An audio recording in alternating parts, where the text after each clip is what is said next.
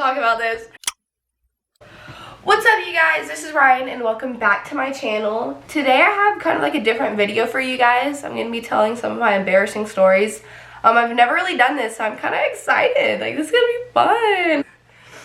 Okay, so the first story starts whenever I was in 2nd grade. So I was probably like 7. Yeah, I was probably like 7 at the time. And this girl, we're going to name her Brenda. So Brenda has this crazy cool water bottle that she brings to school every day, and inside the water bottle she has these neon ice cubes.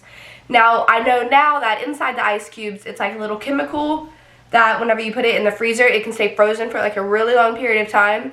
Don't know what the chemical is, like I don't know anything about science, but she had convinced me and all of my friends that inside the neon ice cubes it was water and that you could drink it and it would make you super smart. That is so dumb. Okay, anyway, so she had us convinced that we're going to drink the inside of these ice cubes and become super smart. So me and all of my friends get one of her ice cubes and we start drinking it. And Brenda's just sitting there watching us. So we all drink the ice cubes and we're kind of sitting there like in class, start feeling kind of funny. And so one of us go and tell the teacher like what just happened, you know, like we just drank some of the ice cubes and we don't feel really good, blah, blah, blah. You know, probably me at the time was thinking, oh, I'm finally becoming smart. So we go and tell the teacher and the teacher flips out. She presses like the button inside the room and it sends a message to the principal that we need them right away. And so at this point, like I'm kind of starting to get a little scared. And so the principal and all of the staff come down there to our classroom and they remove all of us who drank the ice cubes out of the class. Oh, this is so sketch. They take us out of the class and they send us to the principal's office and we're all like sitting around this big conference table in the principal's office. And the principal is like pacing back and forth. Some lady in the back was like on the phone with poison control. And the principal was telling us that poison control was on the way. The principal was telling us that we were going to die. Basically. Not even trying to throw my elementary school under the bus. So 7-year-old Ryan was freaking out. I was screaming, I was crying, I was like kicking, I was banging my head on the table. That's how scared I was. It was just crazy. I'm freaking out. They call my dad. My dad ends up getting there. And so my dad sees that I'm having this full-on panic attack. So my dad actually takes me from the school and I go home. And whenever I go home, everything was fine. I wasn't sick. I didn't have like a stomach ache or a headache. I definitely did not freaking die like the principal told me I was going to. So I go home and it's the weekend and I go back to school on Monday and every single kid in my 2nd grade class was laughing at me when I got back to school because of the scene, like the huge fit that I had thrown about me drinking the poisonous ice cube and I thought I was gonna die. Like I made that big of a scene that everyone was laughing at me. And I was literally in 2nd grade. Like, who knew bullies were at their peak when I was in 2nd grade? That's the first story. It wasn't really that embarrassing. I mean, I thought, like, personally for me, I thought it was the end of the world, honestly. Like, I don't even know. It was just, So there's that story. Okay, and for my, oh no, I don't even want to talk about this. I'm so nervous.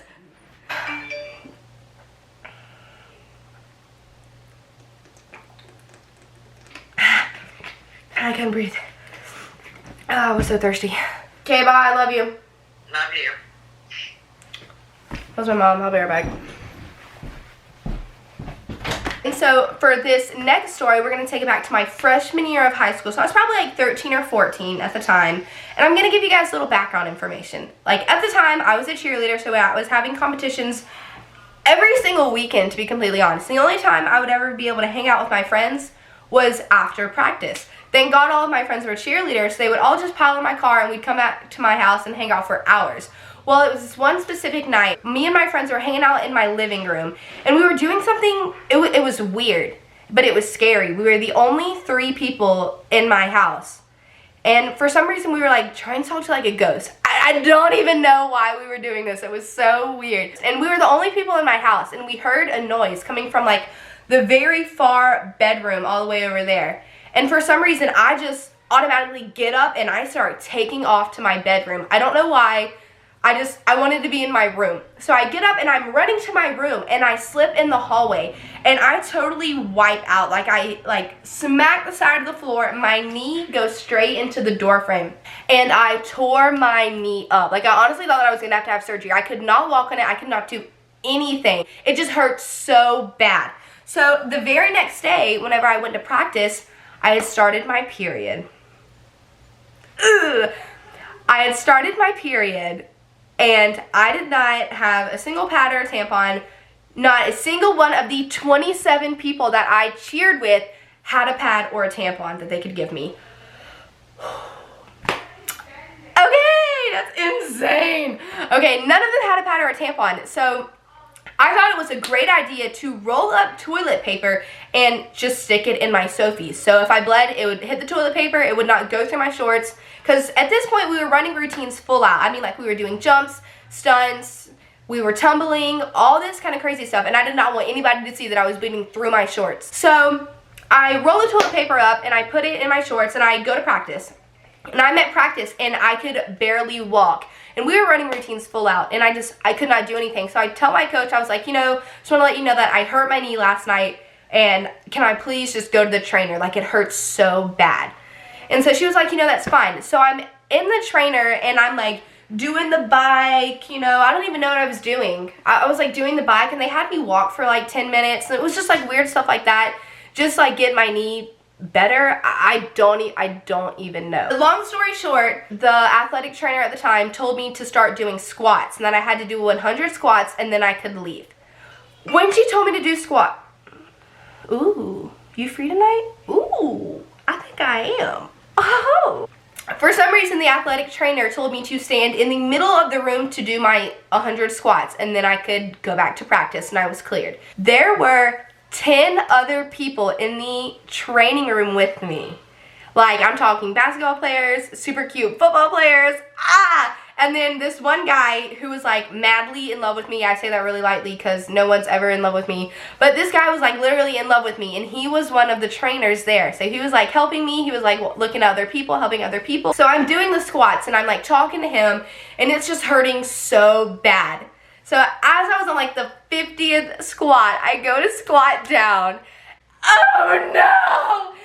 And the toilet paper that I had put in my shorts had fallen out on the ground. And it was, I mean, it was bloody. I mean, I was on my period. Like, that was the only thing stopping my blood from hitting my shorts. But it had fallen out on the ground. And every single person that was in the athletic training room saw it. I'm gonna cry. Everyone saw it, and so I was so embarrassed. My entire body turned completely red, and I literally just like bent down. I picked it up and I threw it away, and I walked out. I could not be in there any longer. I think that hands down is the most embarrassing thing that has ever happened to me in my entire life, and if I can go back and change it, why do I have friends now? And if I could go back and change that situation, I most definitely would not, because I just think it's so funny. It's such a funny story to tell. It's so embarrassing. Okay, there's that. That's the end of that story. Thank God I'm off of that story. Oh, it was just crazy. Yikes. Okay, this next story is probably gonna be the hardest to tell because, viewer discretion advised. If you are 13, please click off now. Sorry, I love you. Okay, so this next story takes me back to my junior year of high school. So I was exactly 16 at the time. Oh God, can't. And I had a boyfriend at the time, and he really like brought me out my shell. He made me do things that were like wild, like got my adrenaline going. So for some reason we decided that it was going to be a great idea to get in the car and drive somewhere and try to get a little frisky in the car.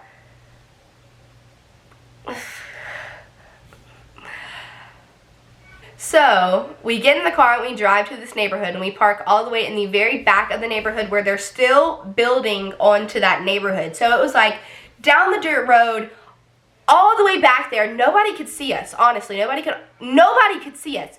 We're like way back there and we're sitting in the car, you know, like We're doing our own thing, and we moved to the back seat.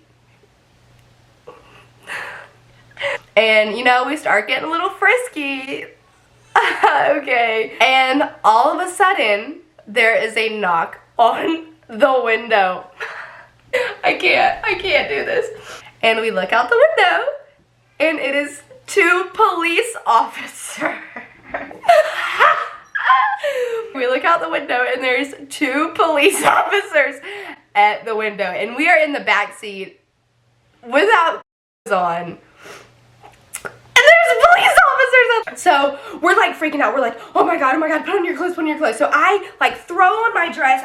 Don't even zip the back of my dress up. Don't even put anything under it. And we slowly get out the car from the back seat and talk to the officers. And the I'm not even gonna lie, like the officers were like crazy chill. Like I was honestly expecting them to arrest us. My boyfriend at the time was about 1.5 years older than me, so he was about to turn 18 and I was still 16. And so we get out the car and we're talking to the officers, and they're like, you know, you can do whatever you want to do, just, you know, it's not a safe idea to do it in a public neighborhood, you know? I told the officer, I was like, officer, like, I'm so sorry, like, this will never happen again. Like, my boyfriend at the time was freaking out. And then the officer was like, we're gonna have to call y'all's parents. I hope the fuck you do. The officer calls my mom, and I was scared to death. Officer says on the phone, hi, I just want to let you know that we have your daughter right now, and we found her in the back seat with no clothes on with another man. I was scared to death. I'm not even gonna lie, like I shit bricks, like when the officer said that to my mom. And my mom replied, oh, I mean, like, that's fine, like, that's her boyfriend. Thanks, Mom. My mom is a real one. And the officer was like, well, okay, like, if you're okay with it, you know, like, we're gonna let her go. We're just gonna give her, like, a warning. So, yeah. I think that's the end of that story. The most embarrassing part about that was the cop knocking on the window as we were in the back seat. Like, that was the peak of that situation. Like, I don't even care that the cop was talking to my parents or anything. Just the cop knocking on the window in the first place. I was like, ugh! So those are a couple of my embarrassing stories. I do have a lot more. If you guys liked this and you want to hear more from me, you probably already clicked off of this because it was just me talking this entire time, and like, who even likes that? Yeah, so hope you guys have a good day. I love y'all so much. If you guys like this video, give it a thumbs up and subscribe, and comment down below anything that you want to. I will be planning on uploading 1 to 2, maybe 74 times per week. I really don't have anything else to say besides I'm kind of embarrassed now. Okay, bye. I love you guys.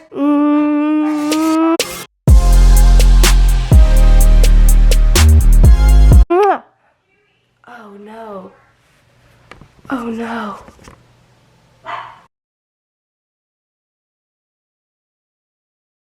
Come here. No, come here. Come here.